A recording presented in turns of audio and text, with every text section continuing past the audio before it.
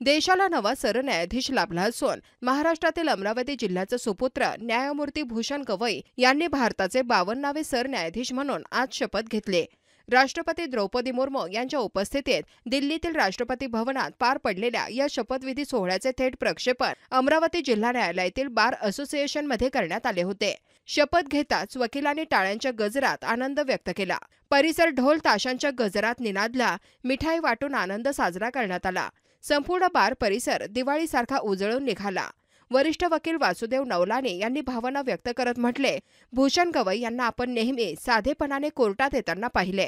आज ते सर्वोच्च न्यायालयाच्या सर्वोच्च पदावर पोहोचले ही केवळ अभिमानाची नाही तर प्रेरणादायी गोष्ट आहे।